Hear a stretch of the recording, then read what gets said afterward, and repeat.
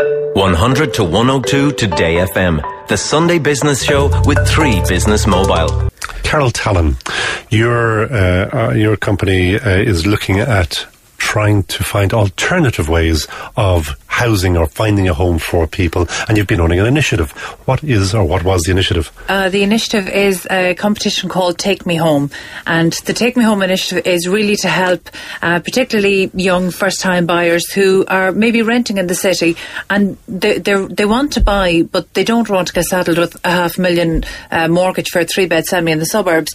They want to stay living within the city because that's where their life is, it's where their work is, it's where they socialise and their friends, and really at the moment there is no middle ground within city living. So we want to do, and it was actually a very young dynamic buyer, actually a 22-year-old, who came to us a couple of months ago, and he said, I have savings at the moment that I want to put into a house, but it would only be useful as a deposit on an apartment, and that's not what I want to do, and it's not where I want to live. So he was looking into alternative things, like, for example, the new converted shipping containers, which can be used, they can actually be placed on rooftop buildings. Now, just explain it, because I am familiar with them. I've seen them on TV. For those who haven't, explain. Okay, well, they are essentially the shipping containers are what we see going out on the loading bays, out on the docks, and when they come to the end of their lifetime, they can be bought for about €1,000.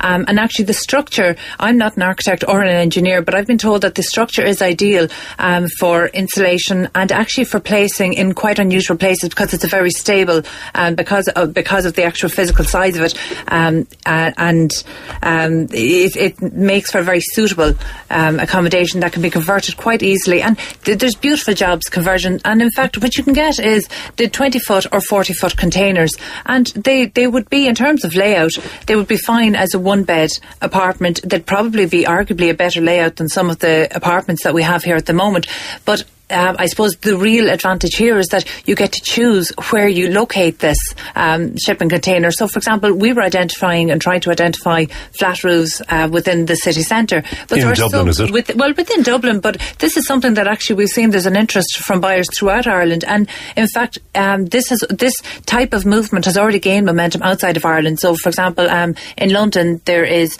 Container City, which is a series of containers. Worth looking up, Googling, and there is so much coverage about it, and it's a really, really interesting initiative, isn't it? Oh, I think it's amazing, and actually what I love about it is that we're educating a new generation of buyers that they don't need to get saddled with this kind of debt, so they can go in and buy one of these units. And actually mypad.ie, these shipping containers are actually being brought in by mypad.ie into Ireland, so in fact you don't even need to import. It's available in Ireland now. How much? Well, it depends on the spec, but like I said, if you were to renovate and actually insulate and do one of these yourself, you can actually buy them from anywhere between 1,000 and 4,000. But then the work starts. Then the work starts, but it's a very small space, so in fact the cost should be quite low. But if you wanted to buy one ready done for you, including insulation, bathroom facilities with a stove, decking, patio doors, they're genuinely lovely inside, but one of those you could be talking between 30 to 40,000. Now that's to have it shipped on site, a site of your choice. But the site of your choice is the big issue now, isn't it? What are the authorities saying about, do they want to have these containers sitting there? Well, that's They're not what we're beautiful on working the on. outside. Well, actually they can be made beautiful. They can have cladding. They can actually be made so that they can be designed externally to fit in with their surroundings. So I think they fit very well in urban living as opposed to rural. And actually we've seen that in many cases. I mean, at the moment we're talking about shipping containers, but in Hackney in London they actually used converted railway carriages, and in some cases they actually placed a railway carriage on top of a shipping container. So there are so many styles of living. They're actually being used to house start-up businesses in London, where there is a shortage of office supply. So I genuinely think it's a fantastic idea. But actually, again, we're talking about rooftop sites, but it doesn't have to be. In fact, in Dublin, there are so many available sites and quirky sites. And while we're talking about shipping containers, it might actually be a new build altogether, but on a very unusual site. So, for example, one of the things that we were looking at was in London, in Crystal Palace, there was underground public bathrooms that were closed down because of antisocial behaviour. Now, Now, a very progressive architect went in, and where those underground toilets would have cost London local authorities a couple of €1,000 to fill in, she actually purchased at a lower cost of the local authority and converted it into a one-bed apartment, and it's stunning. It's absolutely beautiful. You can look it up on the internet under Crystal Palace. Hang on a second now. Conversion. There's somebody living in a toilet underground in London. But it was the site. It was at the site of a toilet, public toilets, not very pleasant, but actually it's turned into the most beautiful one-bed apartment, and the roof is actually, while it's underground, the roof is actually, or subterranean, the roof is actually made up of glass bricks. So it's very bright, very spacious, and it actually has a gateway, so it's safe and secure. Absolutely beautiful, a wonderful example of how disused public space can be put to use. And actually, if we look anywhere in Ireland, and particularly in Dublin, I think we'll see the same, and that's why we've launched the competition.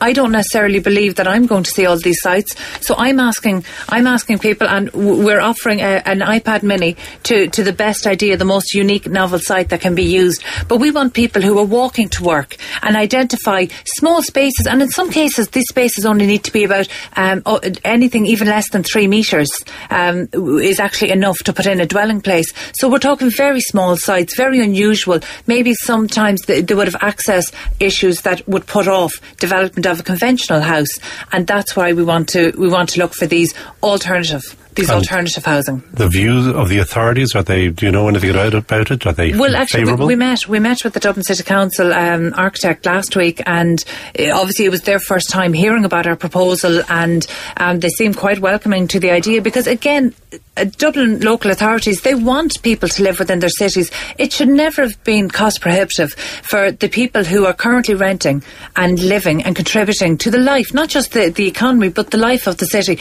It was never right that because they want to start a family, they should have to be shipped out into the suburbs. That's not a choice. Whereas what we're saying is that for people who choose to live in the city, give them a way to do it that's not cost prohibitive, and we want to keep the lifeblood in the city. So I am absolutely behind it, and in fact, when this particular buyer came to us, we spoke to other professionals. So for example, we have a solicitor, an architect, an engineer, quantity surveyor, and a designer. All have come on board on a no-fee basis. So people are actually giving their professional time and professional services because they believe in this. They think it's right for the city, and we want to see a new generation of buyers come in and benefit. Peter Stafford, do you believe? I think it's a great idea. I think we look at markets and how markets function, and what a healthy property market is, where people can live in the type of property they want in the area that they want to live in. And we do really need to get our urban areas much more densely populated. We can see that in our Georgian areas of Dublin. There are offices with empty spaces up above which people should be living in. And if we have these little infills, we've got a lot of little bits of derelict land in Dublin. And if it's a railway carriage, or if it's a container which can be retrofitted and can be made to blend in, why not? It gives people a bit more choice. I do agree with you, and this is something which we've been seeing a lot of, is the rental market in Dublin is doing extremely well, and that's because flexibility is key. And if we can expand the type of property which is available to rent, not just maybe something slightly off the wall, like a railway sleeper and an underground toilet. Let me read some of the comments coming in on 53102. On a new estate, a house at 130,000, over 25% of it is made up of VAT and local contributions. So that's obviously, but that's a fact of life, isn't it?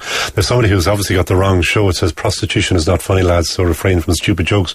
I don't think that's quite us. Wrong show, lady. Shipping container. Why not buy a mobile home?